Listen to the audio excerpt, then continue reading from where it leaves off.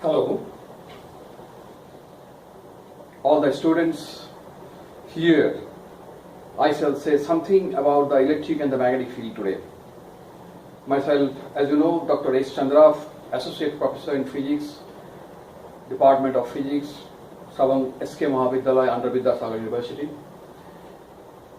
Today I shall discuss about some salient features regarding the electric and the magnetic field.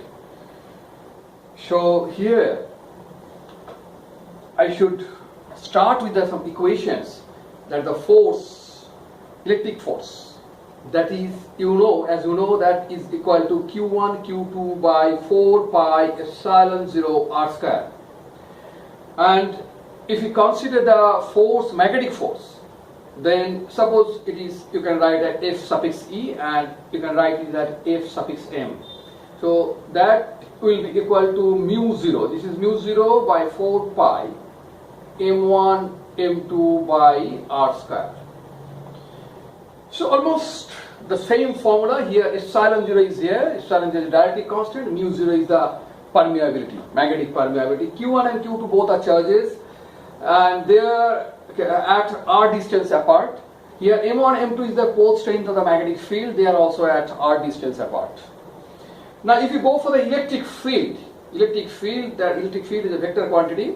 Electric field E, that will be equal to Q1 by 4 pi epsilon 0 r square. And if you go for the magnetic field, so that will be equal to mu 0 by 4 pi M1 by r square. Now field is nothing but a force upon a unit charge here in the electric case, and in the magnetic case, the magnetic field is nothing but a force upon a unit magnetic pole strength. Now this is electric field, and if you go for the electric potential, that is, you can write as V is equal to minus Q1 by 4 pi epsilon 0 r. And if you go to the magnetic potential, you can call it phi, that is mu 0 by 4 pi minus, this is r square, this will be r square actually, M1 by r square, that is M1 by r. So the same thing is happening here. In case of electric potential, in case of magnetic potential, both equations are almost same. So what is the difference? Then what is the difference between this electric field and the magnetic field? See, the difference is in electric field lines. If we take it into considerations, if we try to understand in a different way, that is the electric field lines and the magnetic field lines. Now, in case of electric field lines, you can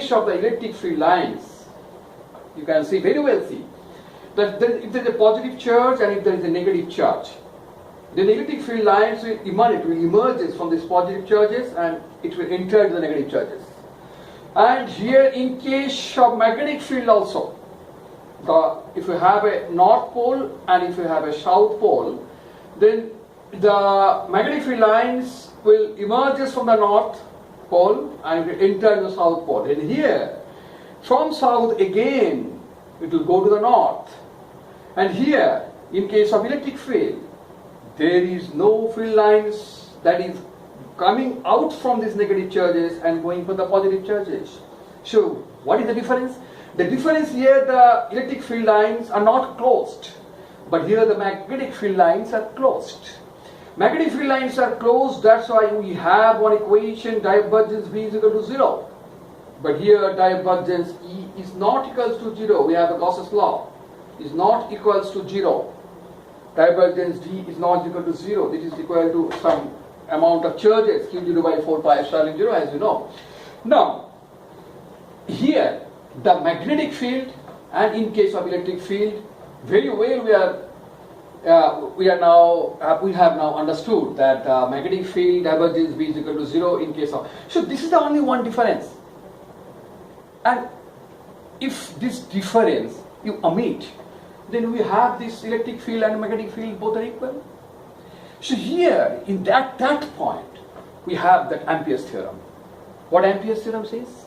The Ampere's theorem says that if there is a coil in which a current is passing like this, if there is a circular coil, then as these lines of force, electric lines of force are closed, the electric field lines are closed, we must have a magnetic field. The magnetic field we will get, and this magnetic field is in the plane perpendicular to the plane in which the electric field is there. Electric field lines are there. So electric field lines are, if these electric field lines are in the plane of the board, then the magnetic field lines are here. Now if the direction is some clockwise, then we have the south pole here, and if you look into this, if you go back to the board, then you will see these directions as anticlockwise.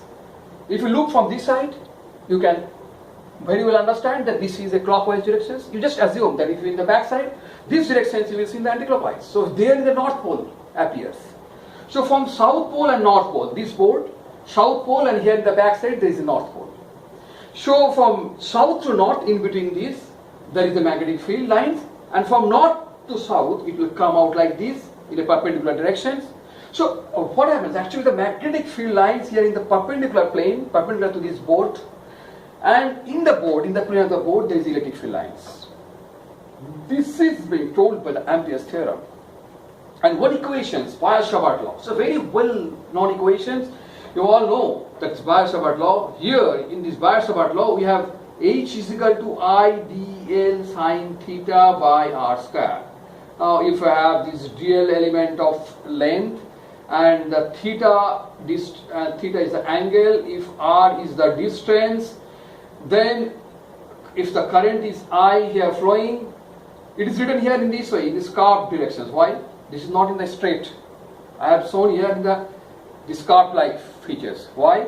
As because it means that there is some point it will meet, so it will be a closed line. Until and unless it is closed, we will not have any magnetic field, as I have already said. So here the magnetic field H is equal to I dl sine theta by r square. I am not quoting this vector sign here. Just try to understand. H is equal to I dl sine theta by r square. So what is the beauty of this equation? The beauty of this equation lies in the fact that the magnetic field H here in the left hand side, this is magnetic field. While in the right hand side you see here it is current. It means the electric field and the magnetic field. So both are having the same platform and both are being equated by an equation, and that is Biot-Savart law. So this is the beauty of this Biot-Savart law. That's why it is so important. And after this Biot-Savart law, some instrument, the galvanometers, ammeters and voltmeters is made. So this is the particular revolutions of in the physics of the electrics, in the physics of the magnetic field.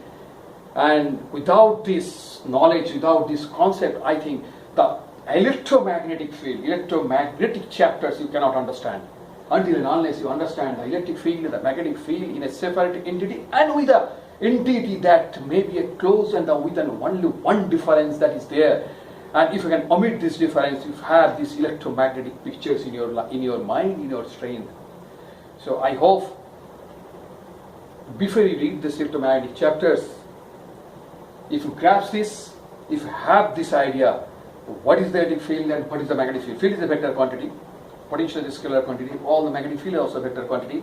If you have this idea, then you can enjoy the actual reading, enjoy the actual materials that is in the book.